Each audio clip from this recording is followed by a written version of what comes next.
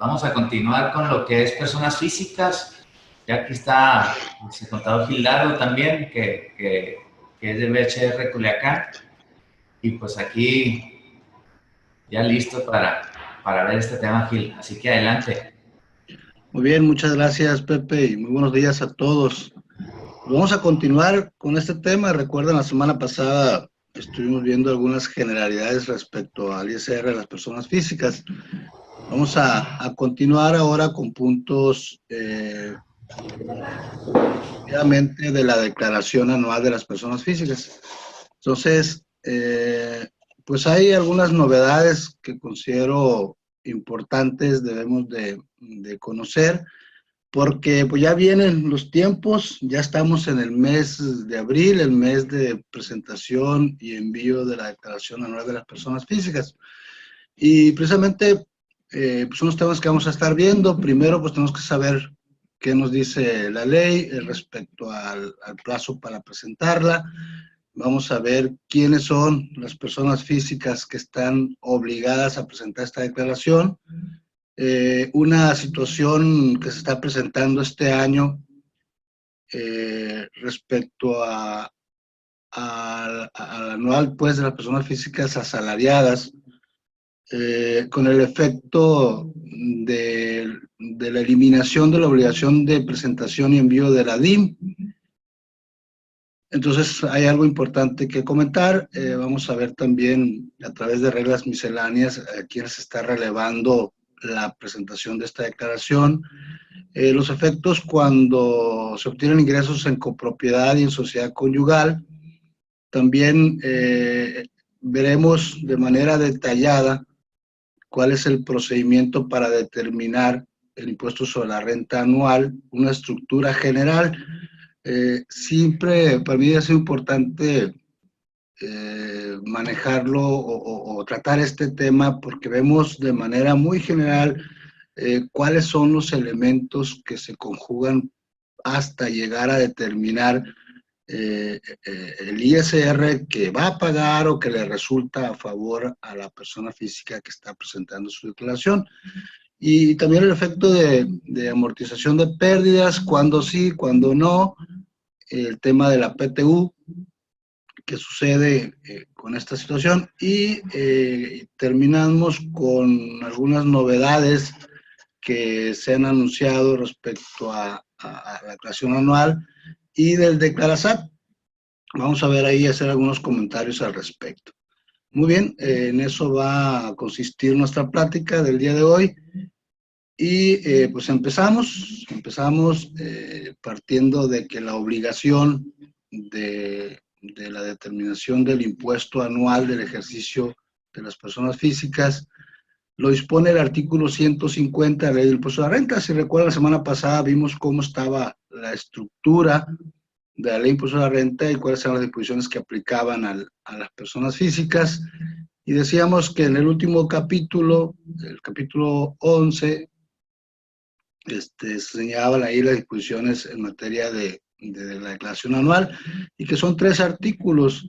Uno, el que señala la obligación, que es el 150, el 151 respecto a las deducciones personales que pueden aplicar las personas físicas, y el 152, la tarifa anual que deben de aplicar para determinar el impuesto sobre la renta anual.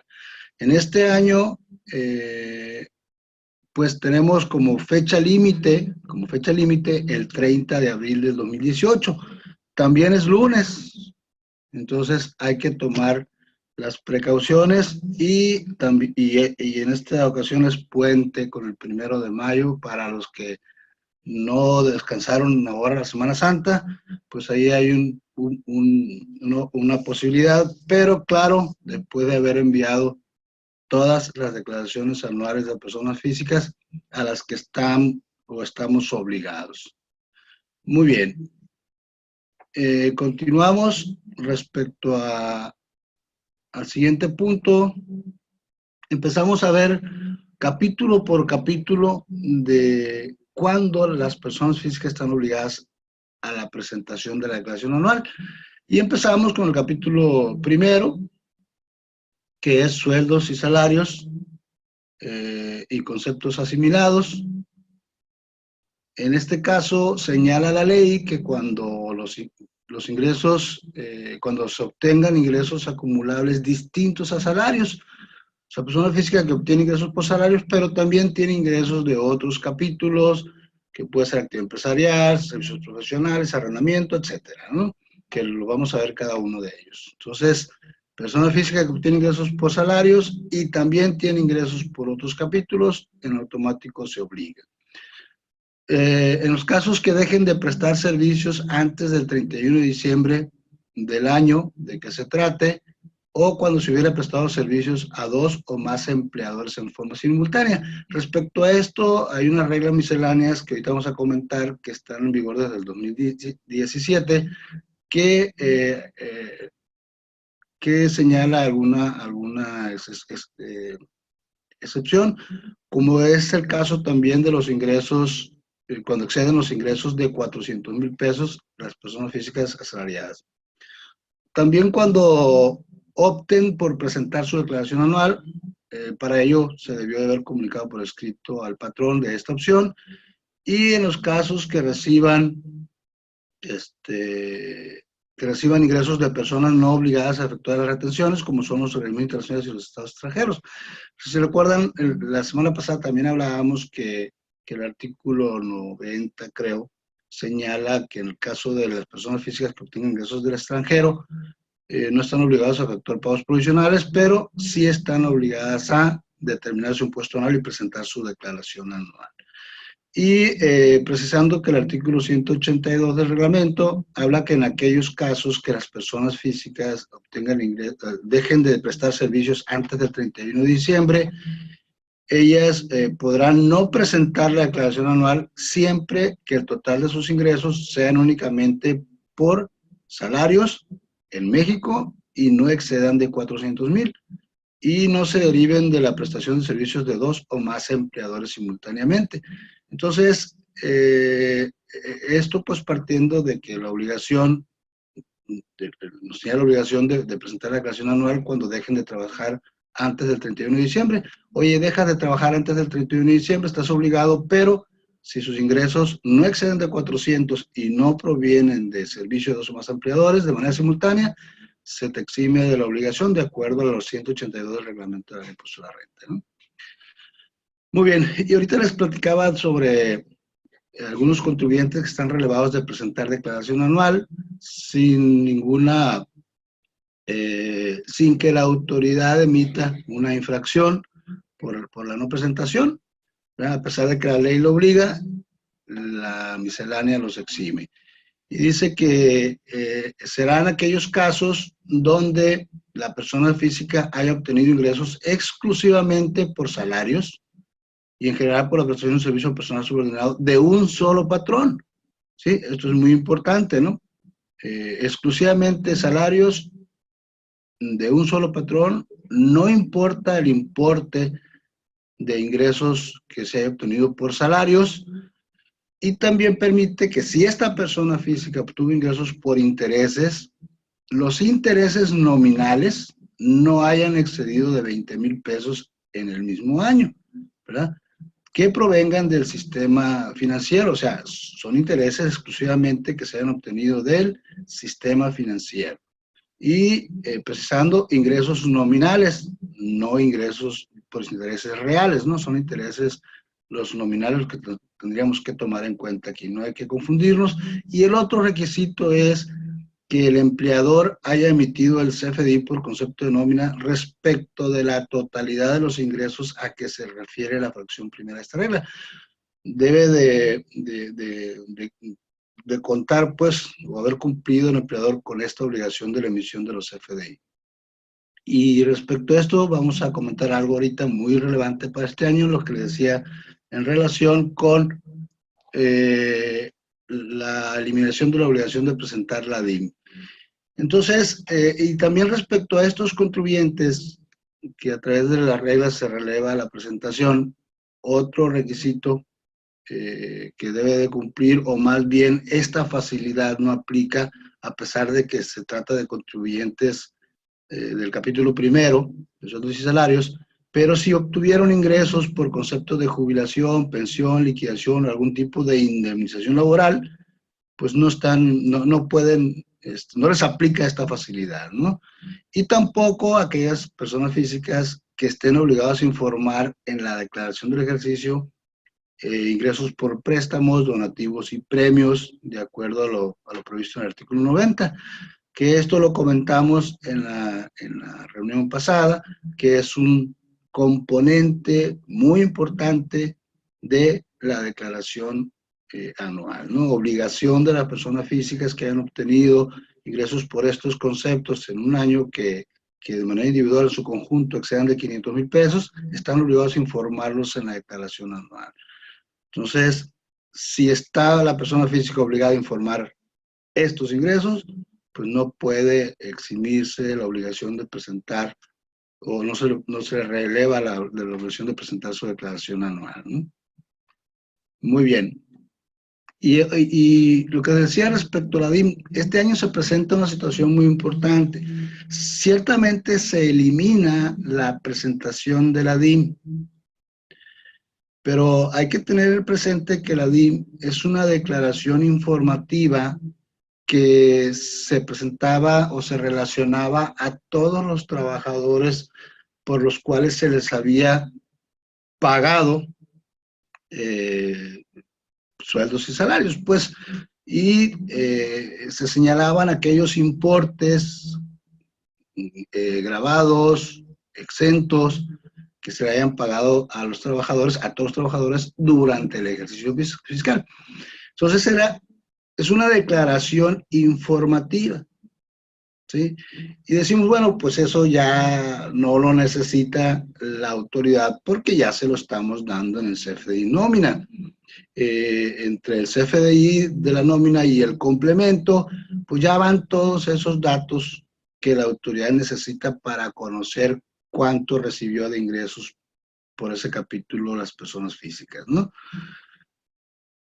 Pero eso no era en sí o no es en sí la obligación de determinar el impuesto sobre la renta anual de los trabajadores.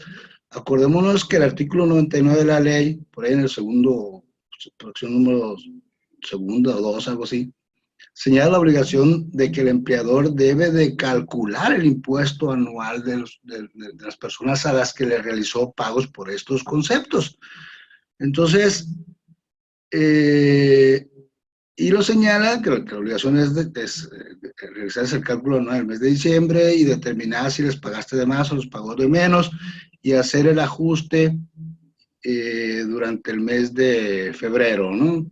¿Sí? Si les retuviste de menos, págales, si les retuviste de más, descuéntaselos y lo puedes compensar con la declaración de entero de la retención en el mes de enero.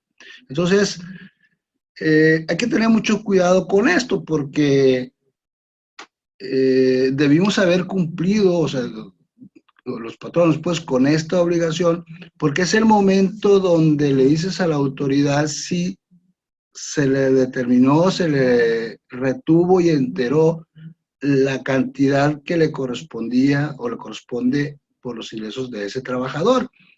No era la DIM la declaración en la que le decías a la autoridad si el impuesto, si esa persona o este trabajador pagó lo que le correspondía sobre sus ingresos. Entonces, este proceso ya se debió de haber hecho durante los meses de diciembre y enero. Ahorita, ciertamente están surgiendo algunos avisos de la autoridad donde se les informa a las personas físicas que los patrones han estado emitiendo CFDI y que deben de considerarlos para la presentación de la declaración anual, entre otros avisos, ¿no? Entonces, hay que tener mucho cuidado sobre, este es el primer año de la emisión de la DIM, este es el primer año donde ya los CFDI de nómina se consideran de manera completa para conocer el total de ingresos de las personas físicas asalariadas y seguramente a la hora de la presentación de la declaración anual de las personas físicas van a suceder muchas cosas. Entonces, debemos de entender que todos los FDI de nómina ya están emitidos, ya los tiene la autoridad, ya sabe cuántos son los importes que recibieron las personas físicas por conceptos grabados, por conceptos exentos, y ya la autoridad a través del Declarazat ya conoce el impuesto sobre la renta que pagó, que debe o que tiene a favor, ¿no? Que eso lo vamos a ver ya cuando veamos sobre el Declarazat. Pero está ligado. Van a surgir, el tema aquí es, van a surgir muchos detalles respecto a esta declaración de asalariados por ese motivo. Incluso, pues, yéndonos un poco más allá, o sea, ¿qué pasa cuando el patrón estuvo cancelando CFDIs o cuando el patrón no hizo los CFDI de manera oportuna, o cuando los CFDI, por decir algo, del mes de diciembre los hizo hasta el mes de enero o no los ha hecho? Entonces van a surgir situaciones muy especiales respecto a esta declaración. Muy bien. Continuamos con el capítulo segundo, que son actividades empresariales. Ahí, pues, todas las personas físicas que obtengan ingresos por esa actividad, pues están obligados a declarar en todos los casos, hablando de la sección primera. Y en el caso que también está contenida en la sección primera, como ya lo comentamos la vez pasada, aquellas personas físicas que obtengan ingresos por servicios profesionales, pues también, ¿no? Incluso aquí es importante precisar de que en caso de que la persona física está inscrita en el RFC con las obligaciones de actividad empresarial y o actividades profesionales y no obtuvo ingresos, pues de todas maneras tiene que presentar la declaración anual, ¿verdad?, en ceros, ¿no? Y una novedad es respecto a los contribuyentes que optaron por tributar en el régimen de incorporación fiscal.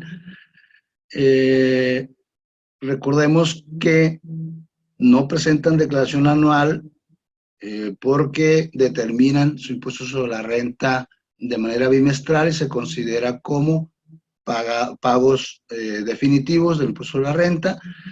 Pero a partir de una reforma del año pasado, 2017, que recordemos, se le permite a la persona física que tribute en RIF optar por aplicar un coeficiente de utilidad para determinados pagos provisionales, y en ese caso, pues está obligado a presentar su declaración anual. Esto, pues de alguna manera habría que conocer cada uno de los casos, pero trae una bondad que nos permite que la persona física, al momento de presentar su declaración anual, el RIF pueda incluir en su cálculo de determinación del impuesto de la renta anual las deducciones personales, situación que no lo puede hacer cuando presenta declaraciones mensuales, bimestrales de manera definitiva. Muy bien, esto es algo que nos vamos a encontrar en esta declaración anual respecto al capítulo segundo, sección segunda, régimen de incorporación fiscal. Muy bien. En el caso de arrendamiento de bienes inmuebles, pues también en todos los casos las personas físicas están obligados a presentar su declaración anual, a pesar de que aquí tenemos pues dos procedimientos o dos caminos para determinar el impuesto de la renta o la forma de tributación, de tributar de las personas físicas que obtengan este tipo de ingresos. Acuérdense que la ley señala que quienes obtengan ingresos de este capítulo o por estos conceptos pueden aplicar una relación de deducciones, ¿verdad?, que señala la ley. Exclusivamente esos conceptos o esas erogaciones que se realizan por esos conceptos pueden ser deducibles. En caso de que esas deducciones sean superiores, pues nos daría una diferencia o una pérdida fiscal, que ahorita vamos a comentar sobre eso. Y el otro procedimiento es aplicar la deducción del 35% sin cumplir con requisitos fiscales de esa cantidad deducible, más los pagos que se hayan efectuado al impuesto predial. Entonces, en independientemente de cuál sea el procedimiento que apliquen, pues están obligados a presentar la declaración anual. El capítulo cuarto, en la enajenación de bienes, también en todos los casos están obligados a presentar la declaración anual. Nada más hay una excepción, que ya lo comentamos también en la sesión pasada, de que en caso de que obtenga ingresos por enajenación de la casa habitación, si única y exclusivamente obtuvo ingresos por la venta de su casa habitación, pues esa enajenación está exenta, y el artículo 150 señala que cuando obtenga ingresos exentos o haya pagado impuesto definitivo la persona física, pues no está obligada a determinar impuesto sobre la renta anual y no está obligada a presentar la declaración anual. Entonces, en caso de la persona física que venda su casa habitación, el artículo 93, fracción 19, lo exenta, ¿verdad? Siempre y cuando el valor, bueno, lo exenta hasta el equivalente a 750,000 UDIs, pero recordemos que también señala la obligación de que en esos casos, si la operación o el ingreso obtenido excede de 500,000 pesos, se tiene que informar en el apartado de los datos informativos. Entonces, es un caso especial donde sí tendrían que presentar la declaración anual, solamente informando el importe de los ingresos obtenidos por la venta de casa habitación, que por supuesto están exentos, ¿no? No se informan como ingresos del capítulo, se informan nada más en el apartado de datos informativos. En el caso de adquisición de bienes, también en todos los casos, recordemos que las operaciones de adquisición de bienes y de enajenación de bienes, la mayoría se llevan a cabo a través de notarios públicos. Entonces hay que tener mucho cuidado porque el notario está obligado a determinar el pago provisional, y ese pago provisional podemos de tomar en la cuenta del impuesto a la renta anual, y en la declaración anual pues ya lo vamos a disminuir del ISR anual, ¿no? En un caso particular que no presenta declaración anual en ingresos por adquisición de bienes, es cuando la persona física obtuvo herencias o legados. Recordemos que el artículo 93 señala como exentos estos ingresos para la persona física. Sin embargo, lo que señala el artículo 150 es, si exceden de 500,000 pesos, pues hay que presentar también esa información en el apartado de datos informativos. No acumula el ingreso, no determina impuesto a la renta porque están exentos, no está obligado a ello, pero sí está obligado a informarlos en su declaración anual. Respecto a los intereses, cuando durante el ejercicio se obtuvieron únicamente ingresos por intereses reales, aquí es importante precisar, habla sobre intereses reales, no intereses nominales, como es el caso que hablábamos de la regla miscelánea que releva a algunas personas físicas a presentar su declaración anual. Aquí son intereses reales superiores a 100,000 pesos.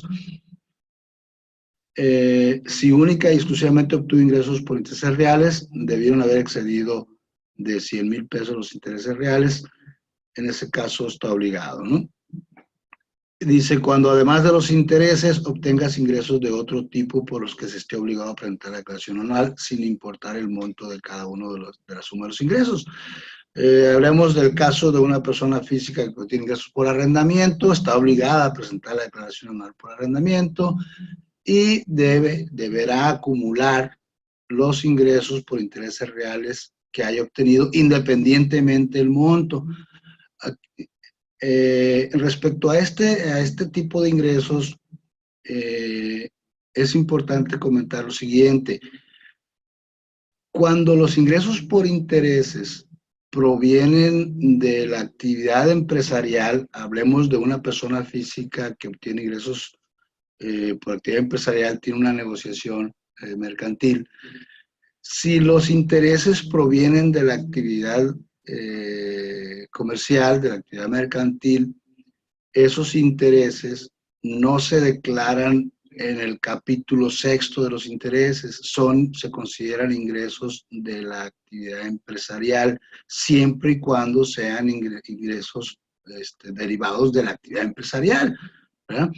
Y hago énfasis en esto porque en el Declarasat, como vienen precargados ya los FDI, en este caso de las instituciones bancarias, pues vienen por default en este capítulo de sexto de los intereses, todos los intereses que las instituciones hayan pagado, todas las constancias, las JAL de CLASAT, y ahí vienen. Entonces tenemos que identificar si pertenecen a la actividad empresarial, tenemos que manejarlos como ingresos acumulables de la actividad empresarial y no del capítulo de intereses, ¿no?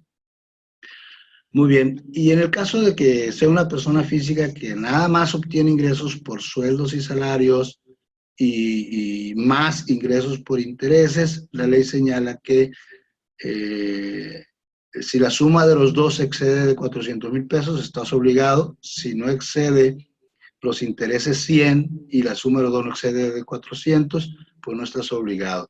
Y también, repito, la regla que tenemos acá, que comentamos, que lo releva en caso de que sean, incluso que no importa los ingresos por salarios, pero que sí tiene tope los ingresos por intereses nominales de 20,000 pesos.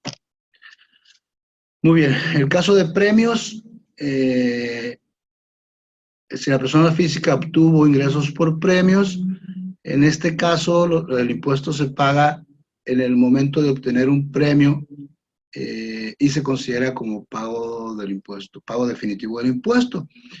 En estos casos no se incluye como ingreso acumulable en la declaración anual, pero sin embargo existe la obligación de informar dichas cantidades cuando la declaración anual, bueno, y de hacer hincapié que en caso de que no se informe en la declaración anual, pues no se va a considerar como impuesto a la renta como pago definitivo y se debe de considerar como pago provisional impuesto retenido y acumular el monto total de los ingresos.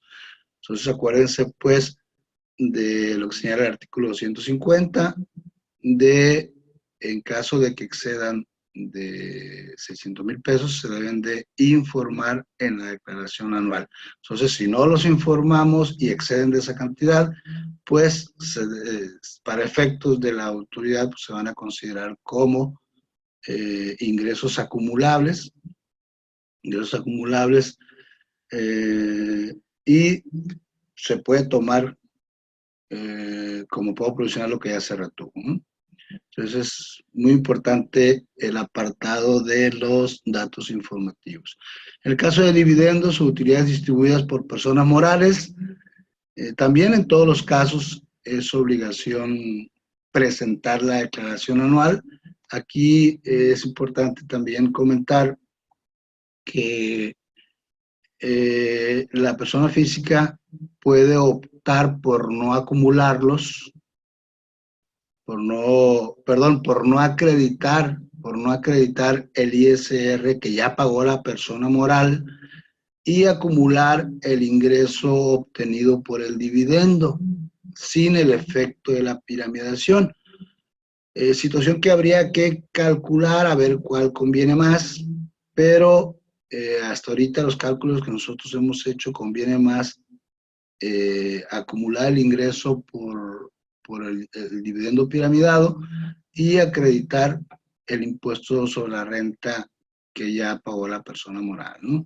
Entonces, y tiene un efecto interesante aquí porque en ocasiones resulta impuesto a la renta a favor, cuando dependiendo del monto de los dividendos, pero también puede resultar, cuando los montos son altos, un impuesto sobre la renta a pagar, una diferencia derivado de que la persona moral pagó a una tasa del 30% y la persona física paga hasta una tasa máxima del 35%. Entonces, hay un efecto ahí interesante en esos casos. Y aquí es importante también comentar que a raíz de la reforma de la ley de impuesto a la renta del 2014, las personas morales que paguen dividendos están obligados a retener el 10% del importe de los dividendos pagados y se considera como pago definitivo.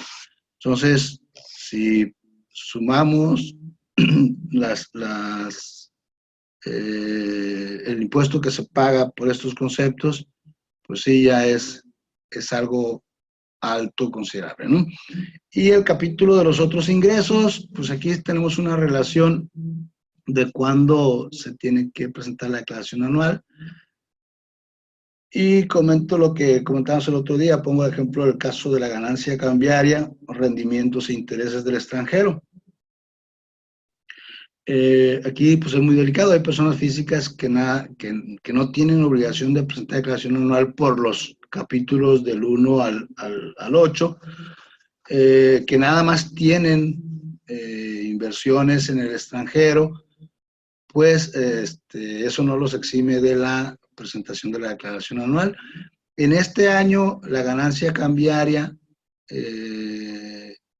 pues no resulta ganancia cambiaria porque el tipo de cambio de principio de año fue mayor al tipo de cambio de cierre de año y de manera, al momento de determinar la variación cambiaria, resulta que tuvieron pérdida, bueno, de manera natural, por supuesto que depende de las operaciones que hayan tenido, pero en el caso de que haya sido la misma cantidad de inversión en dólares, resulta anual una pérdida cambiaria y que esa pérdida pues se puede amortizar con otros capítulos en este año y si no se amortiza se puede amortizar hasta los 4 años posteriores. Entonces ahorita vamos a hablar un poco sobre esto, entre otros conceptos de ingresos que habría que ver, está el de regalías, etcétera, ¿no?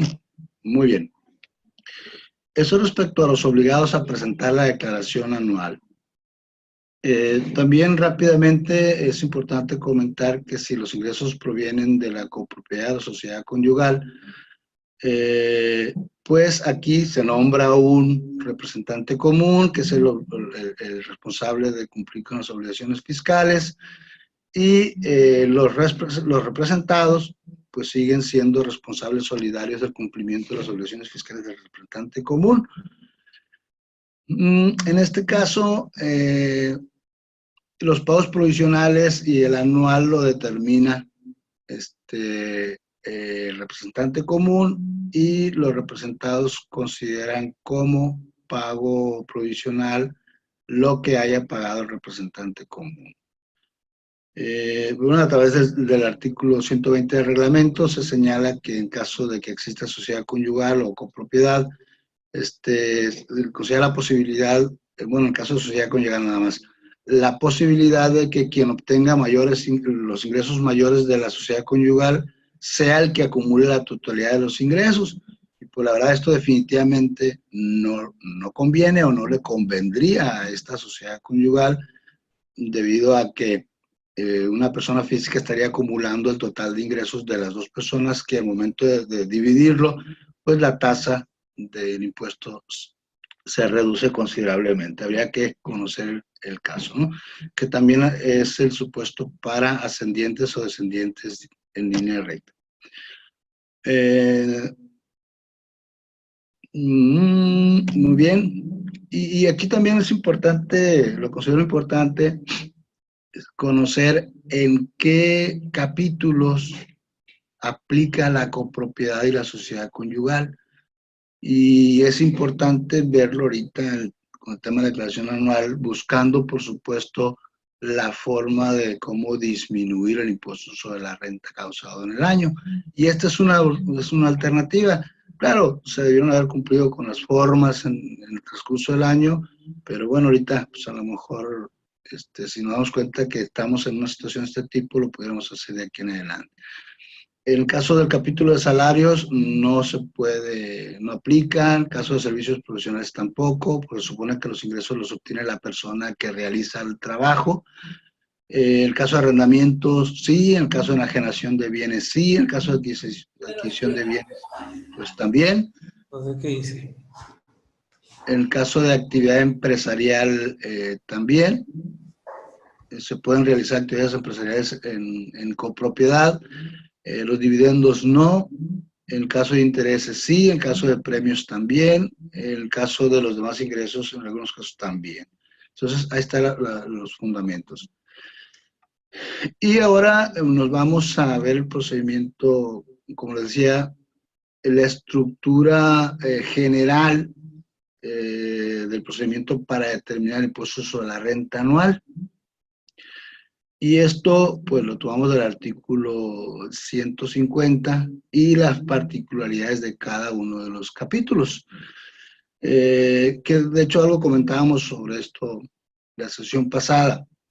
Primero debemos de sumar los ingresos grabados por salarios, sumar los ingresos por arrendamiento, por enajenación de bienes, por adquisición de bienes, por intereses y por dividendos. A cada uno de estos capítulos disminuir las deducciones que los mismos capítulos autorizan, ¿verdad? Según pues, cada uno de los regímenes fiscales. Que recuerdo el otro día también platicábamos, oye, ¿en qué capítulos la ley te permite aplicar deducciones? Pues en esos nada más los puedes aplicar, ¿verdad? Y se deben de disminuir para lo que resulte aumentarle o sumar la utilidad gravable por actividades empresariales o por actividades profesionales. Es importante cuando estemos analizando este caso, pues tener presente a una persona física que tenga diversidad de ingresos. Si nada más estamos analizando un caso de una persona asalariada, persona física asalariada, pues nos tenemos que sujetar nada más a las disposiciones de ese capítulo y de la declaración anual. Pero tenemos casos donde las personas físicas obtienen ingresos de los demás capítulos, incluso, pues la invitación es precisamente a eso, a que conozcamos a la persona física, todo el entorno económico y poder identificar los diferentes tipos de ingresos obtenidos. O sea, no presentar la declaración nada más por lo que nos dicen, aunque ahora a través del sistema pues tenemos los elementos, ¿verdad?, que vienen ahí en el Declarazat. Pero nos encontramos con que las personas físicas no te proporcionan la información completa y estamos presentando de manera errónea una declaración.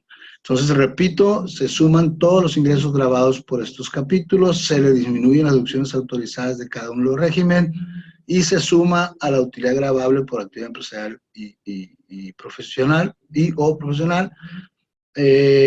A ese resultado les podemos disminuir el exceso de deducciones por el capítulo de arrendamiento, lo que comentábamos ahorita. En este capítulo se pueden determinar exceso de deducciones o pérdida fiscal en este año. En el año, lo que sí es importante precisar aquí es que nada más se pueden aplicar en el año, ¿verdad?, contra los ingresos de los demás capítulos, excepto salarios y actividad empresarial. También se puede disminuir la pérdida por enajenación de bienes, ¿verdad?, en caso de haberla obtenido, y se puede disminuir la pérdida por intereses. Este rubro de pérdida por intereses hay que tenerlo muy en cuenta porque es normal. El año pasado estábamos viendo unas declaraciones y prevalecía el concepto de pérdidas en vez de interés real, ¿no? Entonces, esta pérdida pues también se puede disminuir y a lo que resulte pues habría que restarle las deducciones personales. Este tema de deducciones personales, a reserva de lo que opinen ustedes, yo considero que sí sería importante dedicarle una sesión para analizarlas, porque pues son algunas, son varias y tienen situaciones muy particulares cada una de ellas. Ahorita precisando las normales son las de gastos médicos, dentales y hospitalarios, que también como novedad para este año se pueden deducir aquellos pagos que se hayan realizado por conceptos de nutrición y de psicólogos, ¿verdad? Entonces, adicionales para este año. Y también precisar que debieron haber sido pagados con bancos, ¿no? Con bancos. La autoridad los tiene identificados por conceptos de pago y si fueron pagos en efectivo, no los permite, pues, bueno, sí permite que los agregues en las deducciones personales, pero ahí estaríamos en una situación de rechazo de la devolución en caso de que resulte saldo a favor. Entonces ya decíamos, después de aplicar deducciones personales, aquí también está el estímulo que otorga el impuesto a la renta en el artículo 185, que pues también se disminuye como si fuera una deducción personal en el cálculo anual, que es por aquellos conceptos que haya realizado la persona física en cuentas especiales para el ahorro del retiro, que les digo, tienen situaciones muy particulares también, y algo que es importante comentar es que todavía las mismas disposiciones de ese artículo, de ese estímulo, señalan que se pueden deducir aquellos depósitos que hayan realizado a más tardar en la fecha de presentación de la declaración anual. Entonces, ese puede ser o sería un concepto que nos puede ayudar a disminuir el impuesto sobre la renta de la persona física en la declaración anual todavía en este momento. Muy bien, y aquí pues ilustrando nada más el caso de deducciones, de que las deducciones por arrendamiento sean superiores a los ingresos, pues esa pérdida o ese exceso de deducciones por arrendamiento se puede disminuir de los capítulos de la generación de bienes, adquisición de bienes, intereses, dividendos y otros ingresos. También es importante comentar el caso de personas físicas que obtienen ingresos por arrendamientos. Ya comentábamos que pueden deducir también pues el impuesto predial pagado en caso de que estén deduciendo el 35% solamente. Ok, también el caso de intereses, aquí está una gráfica donde ilustra cómo puede determinar la pérdida, ¿verdad? Es la comparación del interés nominal contra el ajuste anual por inflación, ¿verdad? En esos casos, si el ajuste es mayor, pues nos resulta una pérdida por interés. ¿Y sobre qué capítulos podemos amortizarla, ¿no? En el caso de la generación de bienes, el mismo supuesto. Y ya nos iríamos pues a la parte relacionada del cálculo del impuesto a la renta. Primero decíamos a ver cómo llego yo a la base sobre la cual le voy a aplicar la tarifa del 152, ¿verdad? Son ingresos acumulables, son ingresos exentos, son deducciones, son amortización de pérdidas, son deducciones personales, la deducción del estímulo, y llego a la base, y a esa base le aplico la tarifa del 152, la tarifa anual, pagos provisionales que se hayan realizado por cada uno de los capítulos, el acreditamiento también del ISR que corresponda, en caso de que la persona física haya obtenido ingresos del extranjero y le hayan retenido su impuesto sobre la renta, pues también lo puede disminuir, y las retenciones que les hayan realizado por los diferentes capítulos. En el caso de salarios, pues los empleadores le retienen. En caso de servicios profesionales a personas morales, las personas morales retienen. En caso de ISR por arrendamiento, a personas morales se retiene, y ya nos resultaría pues un ISR a pagar o un impuesto sobre la renta a favor. Muy bien. Bueno, aquí nada más de manera ilustrativa tenemos la tarifa, ¿no? Y también el tema de la PTU. ¿Cómo juega la PTU en el cálculo del impuesto sobre la renta anual? Acuérdense, bueno, está la obligación de determinarla. En el caso de los contribuyentes que realizan actividades empresariales y profesionales, pues determinan la PTU para efectos de otorgársela a los trabajadores como derecho constitucional. Y aquí tenemos el procedimiento para determinarlo.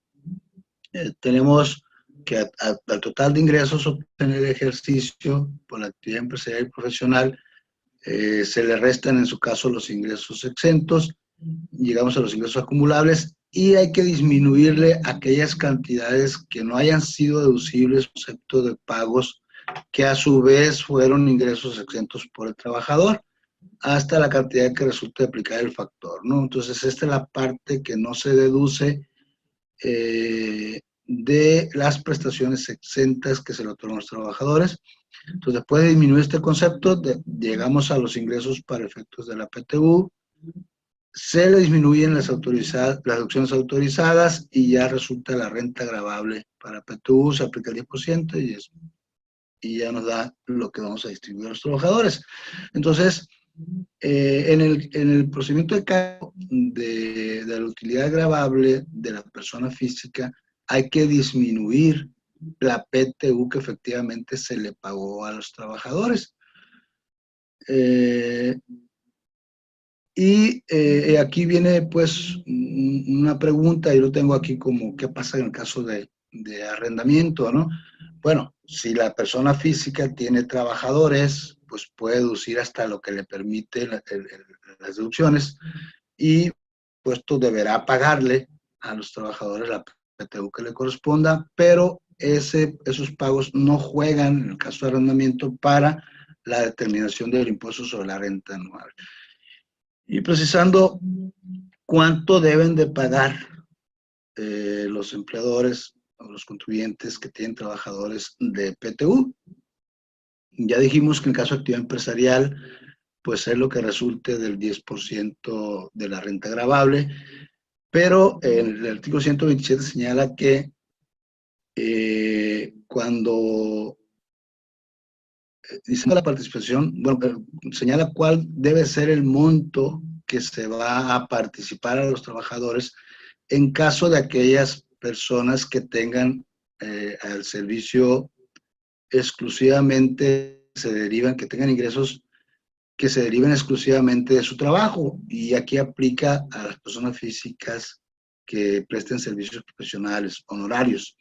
Y también el de las que se dediquen al cuidado de bienes, rentas o al cobro de créditos y intereses. En ese caso, el pago o el importe que van a compartir o que van a pagar los trabajadores es el equivalente, más bien no puede exceder de un mes de salario, ¿no? Precisando esto nada más, y aquí pues se vuelve necesario que en el caso de que una persona física obtenga ingresos por actividades empresariales y por actividades profesionales, pues determinar dos bases. Una, la renta gravable por las actividades empresariales y la otra por las actividades profesionales, porque los trabajadores que apoyen la creación de los ingresos de las actividades profesionales solamente se le pagaría el 10%.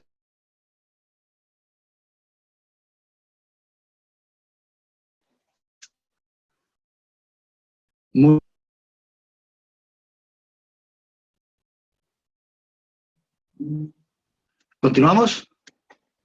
Bueno, ok. Y por último tenemos el tema de las novedades del decreto. Aquí, a efectos del envío de la declaración, puede usar, dice la e-firma, solo en el caso de que los saldos a favores sean mayores a 10,000 pesos. Así como saldos a favor de 10,000 pesos y menores de 50,000 pesos, siempre y cuando cambien la clave. O sea, La declaración anual se puede enviar con la contraseña cuando el saldo a favor sea igual o menor a 10,000 pesos. También la puedes enviar si es superior a 10,000 pesos, no mayor a 50,000, con la contraseña, siempre y cuando no hayan o no cambien la clave interbancaria que ya está agregada en el SAT. ¿Sí? A partir de los 50,000 pesos, si el saldo a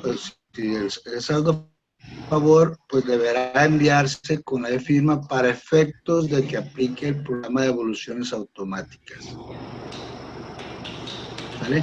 Y también este año, desde el año pasado, aquellas personas físicas que tengan ingresos exclusivamente por salarios y el saldo a favor sea igual o menor a 10,000 pesos, la declaración la pueden presentar por teléfono. Hay otros requisitos de que las deducciones personales no sean más de 25 CFDI. Entonces, que de hecho tengo una lámina aquí. Entonces, había que ver, considerar o contemplar esta posibilidad de presentar la declaración por teléfono, siempre cumplir los requisitos. Y aquí aplica la declaración de la prellenada, ¿no? Acuérdense que también desde el año pasado el SAT presenta una propuesta de declaración prellenada, incluso con el saldo a favor, devolución preautorizada, y que el contribuyente pues nada más revise y diga, yo estoy de acuerdo, la mando y ¿no? Llega la devolución del saldo a favor, ¿verdad? Entonces, ya el tema sobre la aplicación de la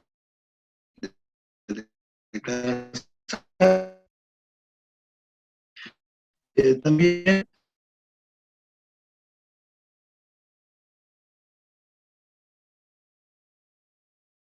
provisionales realizados, de las deducciones personales y de las deducciones autorizadas. Algo comentábamos en la sesión pasada respecto a esto, ¿no? Esta información pues ya la tiene la autoridad. Vamos sobre el tema de los CFDI, ¿no? Los ingresos pues son todos los CFDI que mandaste, las retenciones efectuaron también los terceros a través de los CFDI, ya no es obligación la entrega de las tasas, siempre y cuando se emita el CFDI y se desglose la retención, bueno, pues ya lo tiene la autoridad. En los pagos provisionales, pues a través de la aplicación de IP, pues presentas ahí cuáles son sus todo el procedimiento de cálculo, ya lo tiene la autoridad. Las deducciones personales, pues verifica dependiendo de los conceptos que hayas o erogado, y los clasifica como personales. Y aquí en este apartado viene la relación de todas y de egresos, y vienen separadas los que la autoridad o el sistema identifica como deducciones personales, y la gran mayoría de los CFDI de estos los señala o los considera como sin clasificar o sin clasificación. Entonces, ahí vienen todos los CFDI de egresos de la persona física. Entonces, hay que tener mucho cuidado. Pues te obliga a revisar una por una personal del sistema, y pues también cómo anda ahí las deducciones. Incluso nos hemos encontrado de que la persona física no tiene ni idea de muchos de los CFDIs que tienen identificados el SAT, ¿no? Muy bien. También en el caso de que haya saldo en contra, se generan automáticamente las líneas de captura para el pago en parcialidad. Se puede optar por pagar hasta 6 parcialidades en caso de que resulte pagar y optes por hacerlo o por pagar en parcialidades.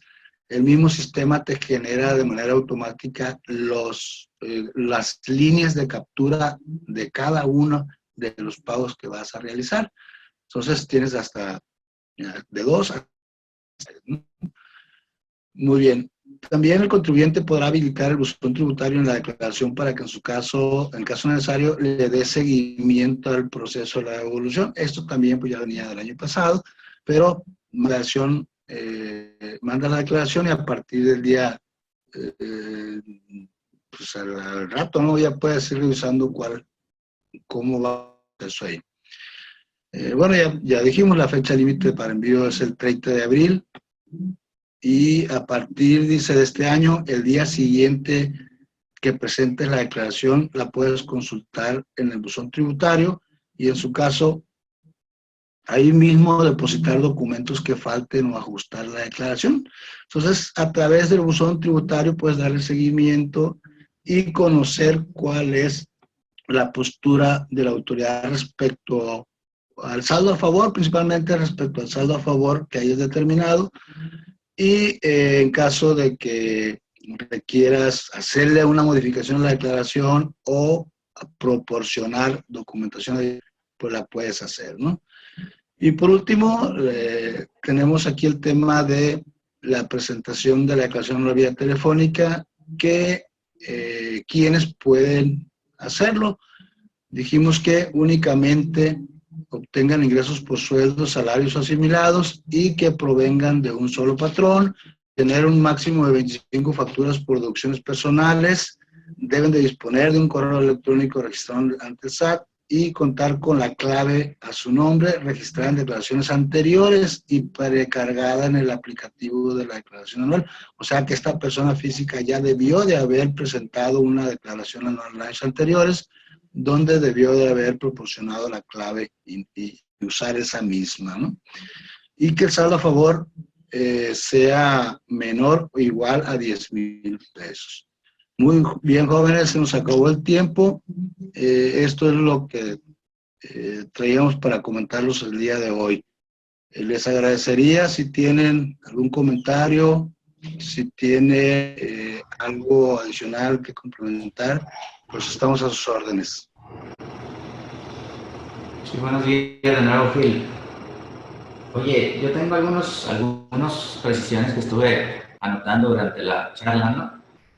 La primera, sí, y que me trae un tanto cuanto preocupado, porque no sé cómo va a reaccionar la autoridad, es que, por ejemplo, los trabajadores eventuales del campo. Los trabajadores eventuales del campo no solamente tienen 2 patrones, tienen varios patrones en el año, pues porque trabajan con diferentes patrones.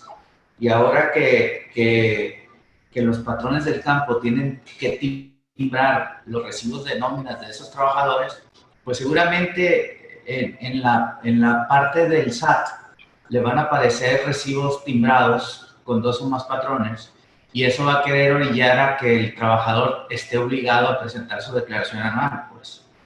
Y lo otro es que la retención no es en base a tarifas, sino es en base al 4% del salario del trabajador. Entonces, eso puede llegar a ser un problema importante para los trabajadores del campo, ¿no crees? Definitivamente. Aunque, bueno, yo pudiera entender de que aunque sea eventual, trabajador eventual del campo, pues no es normal que trabaje de manera simultánea para 2 o más patrones, ¿no? O está trabajando con uno o está trabajando con otro, pero bueno, sí, se presenta, ¿no? Y bueno, acuérdate que ciertamente viene la información precargada en el sistema, pero se puede editar. En el caso de las retenciones del 4%. Sí, ahí la cuestión es el cálculo anual. Que en el cálculo anual el trabajador trabaja una semana con un patrón, otra semana con otro patrón, ¿sí? O inclusive en la misma semana trabaja con patrones diferentes, pues. Sí, obviamente un día con uno y otro día con otro, pues, pero al final eso llevaría a todos los trabajadores a que estuvieran obligados a declaración anual, pues. Y obviamente, si llegaran a presentar la declaración anual, pues a lo mejor les da impuesto a cargo porque el 4% no le va a alcanzar al impuesto anualizado, pues, y lamentablemente no hay ninguna regla hasta ahorita que exceptúe a esos trabajadores de presentar la declaración anual, pues. Sí, es correcto. Bueno, esa es una de las cosas. El otro es, en el caso de dividendos, Gil, en el caso de dividendos hemos estado mucho en las empresas porque la ley dice que podrán acreditar el impuesto pagado por la sociedad. ¿Sí? Entonces, el impuesto pagado por la sociedad no es lo que pagó en sí la sociedad, sino se determina de una manera en específico, pues. Entonces, hay circunstancias que conlleva a que la sociedad pagó 100, pero el impuesto pagado por la sociedad, de acuerdo al capítulo de dividendos, es el resultado de piramidar y luego aplicar la tasa del 30%. Pues. Entonces, hay muchas ocasiones en que el impuesto pagado por la sociedad no es el mismo que se determina en la declaración anual de la persona física cuando presentas o acumula el ingreso por dividendos. Pues entonces, decir que esa circunstancia es normal y a pesar de que pareciera ilógica, así debe de ser, pues. Es correcto, ¿ah? Es correcto, ese es el procedimiento que está definido en la ley. Y pues situación que en muchos casos no le gusta a la autoridad, ¿verdad? Porque puede resultar por el saldo a favor que le resulta a la persona física en sus casos, ¿no? Pero sí, coincido, Pepe, contigo, es correcto. Sí, tengo dos puntos también. Yo he visto algunos contadores que el 10% adicional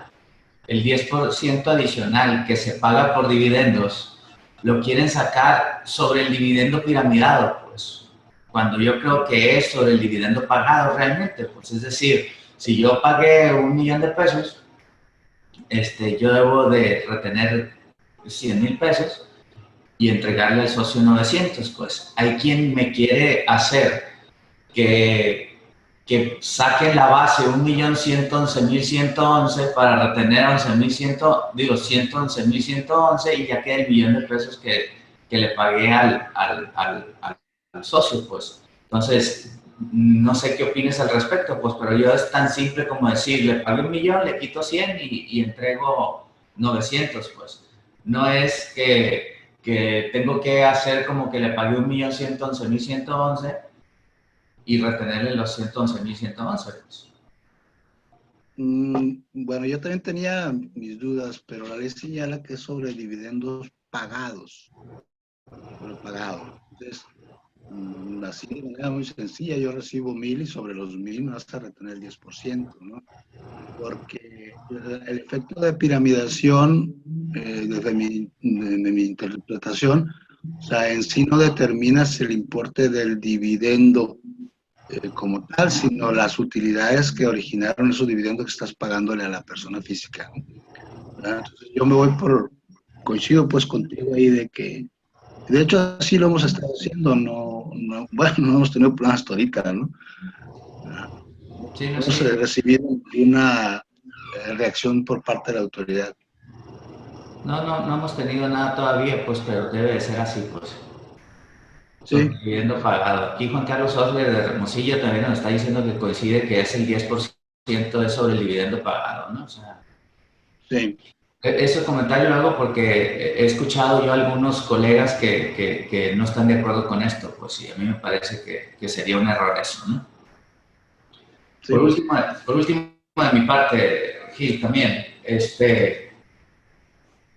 algo que ha sido muy criticado o que me parece que puede llegar a ser hasta motivo de juicio, de ilegalidad, es el hecho de que si yo tengo $1,000,000 en el extranjero o en cuenta corriente aquí en México y soy persona física, si lo tengo ahí guardado,